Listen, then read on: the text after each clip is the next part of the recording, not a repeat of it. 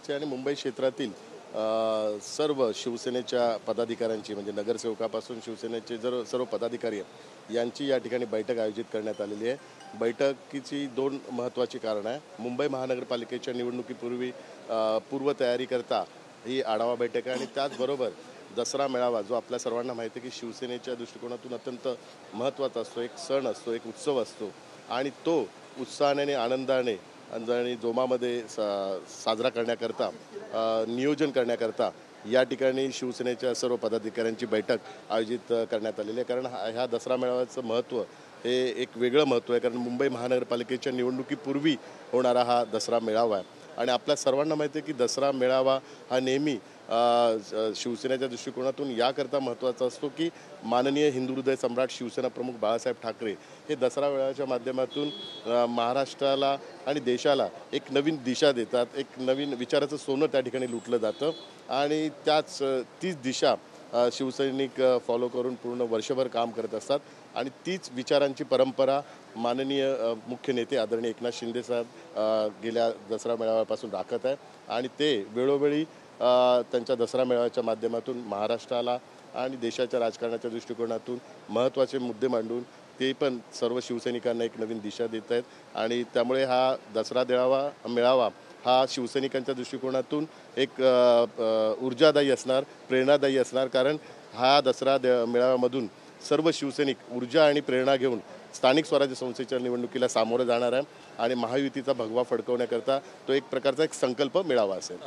शिवाय साहेब, वारंवार राऊतांकडनं टीका केली जात आहे की शिवसेनेच्या ज्या बॅनरवरती बाळासाहेबांचा फोटो लावू नये यापासून ते थेट एकनाथ शिंदेंना आता हात घातला जात आहे आणि एकनाथ शिंदे ज्या वेळी म्हणजे राजन विचारे यांनी जर का पद सोडलं नसतं तर आज शिंदे त्या ठिकाणी नसते असा देखील आरोप केला जात आहे। नाही, संजय राऊतांकडून आपल्याला म्हणजे महाराष्ट्रातल्या जनतेला काही अपेक्षा नाही आहे, कारण दररोज एक नवीन विषय आणि जे बेताल वक्तव्य करत आहेत आणि वक्तव्य करताना पण कुठलंही तारतम्य बाळगत नाही आहे।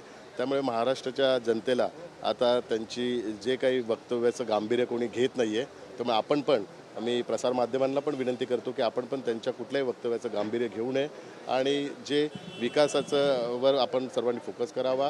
ज्या माननीय एकनाथ शिंदे साहेबांनी पण या गोष्टीचा वारंवार उल्लेख केला की माझ्यावर कुठलेही आरोप झाले तर त्या आरोपांचं उत्तर मी विकासाच्या माध्यमातून देईल, विकास कामांच्या माध्यमातून देईल। तर आपणास पण विनंती आहे की आपण विकास कामं महाराष्ट्रातला जो आज पूरग्रस्त परिस्थिती निर्माण झालेली आहे, इतर ज्या समस्या आहेत त्या समस्यांवर लक्ष केंद्रित करावं। या सर्व समस्यांकडे दुर्लक्षित करण्याकरता वारंवार संजय राऊतांकडून बेताल वक्तव्य करण्यात येत आहे। तर आपणास विनंती आहे की आपण पण त्याचं कुठलंही गांभीर्य घेऊ नये। सर, आपण जर बघितलं उद्धव ठाकरेंनी देखील आज बैठक घेतली, तर दुसरीकडे राज ठाकरे यांचा अंबरनाथ म्हणजे ठाण्यामध्ये दौरा होता आणि पदाधिकाऱ्यांना एकच सूचना दिल्या जातात की मतचोरी होतं ते याद्यांकडे लक्ष द्या अशा सूचना दिल्या जातात। तर उद्धव ठाकरेंनी आज बैठकीमध्ये राज ठाकरे यांच्या मनसे कार्यकर्त्यांमध्ये संपर्क करा असं देखील सांगितलं, समन्वय साधावा असं म्हटलं। मतदार याद्यांच्या बाबतीत अभ्यास करणे आणि त्या संदर्भात ज्या काही गोष्टींची पूर्तता करणे हा प्रत्येक राजकीय पक्ष करत असतो। त्यामुळे निवडणुकीच्या पूर्वी मतदारांच्या बाबतीत ज्या काही गोष्टी निवडणूक आयोगाच्या माध्यमातून करायच्या असतात तो राजकीय पक्ष करतो, त्याचाच भाग आहे। परंतु मतचोरी हाच प्रकार 2019ला जर आपण तर चौकीदार चोर आहे हीच एक कॅम्पेन त्यांनी चालवलं होतं आणि लोकांनी संपूर्ण विश्वास आदरणीय पंतप्रधान नरेंद्र मोदीजींवर दाखवला होता की देशाचा जर चौकीदार कोण असेल तर आदरणीय पंतप्रधान नरेंद्र मोदीजी असेल।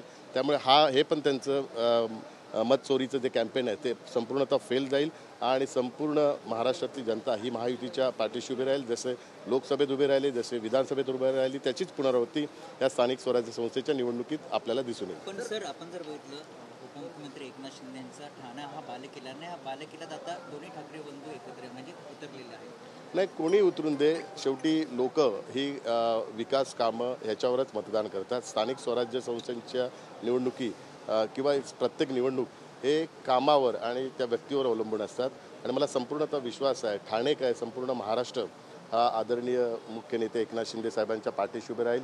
आपण बघाल तर विधानसभेच्या निवडणुकीत पण ह्या सर्व महाविकास आघाडीने वक्तव्य केलं होतं की त्यांचं सरकार येईल, पण त्या सर्वांवर मात करून विकासाच्या कामाच्या जोरावर आणि आपल्या परफॉर्मन्सवर आदरणीय मुख्य नेते एकनाथ शिंदे साहेबांनी महायुतीची सत्ता आणली त्यामुळे त्याचीच पुनरावृत्ती या स्थानिक स्वराज्य संस्थेत दिसेल येईल आपल्याला. आणि मुंबई महानगरपालिकेत महायुतीचंच सरकार येईल आणि महायुतीचाच महापौर बसेल हा संपूर्ण विश्वास आम्हा सर्वांना आहे. दसरा मेळावा शिवसेनेची राजकीय परंपरा राहिलेली आहे. आता हा दसरा मेळावा अत्यंत महत्त्वाचा याच्यासाठी पण असणार आहे, कारण महानगरपालिका आणि स्थानिक स्वराज्य संस्थेच्या निवडणुका येतात. त्या तोंडावर नेमके एकनाथ शिंदे काय संदेश देणार आहेत ते सगळ्यांचं, कारण विधानसभा असतील किंवा मग इतर निवडणूक असतील त्या चांगल्या प्रकारे विजय झालेला आहे शिवसेना.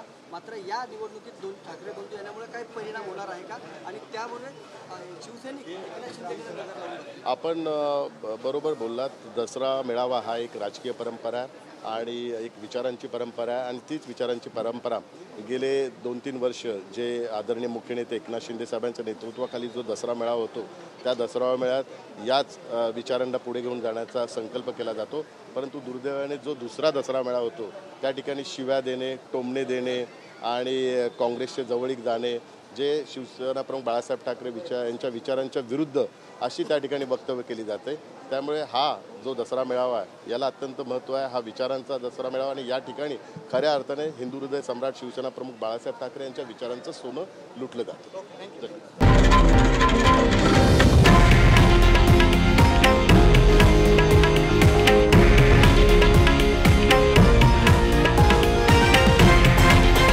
हे आहे देशातील नंबर 1 न्यूज नेटवर्क आणि आपण पाहत आहात TV9 मराठी, एकमेव.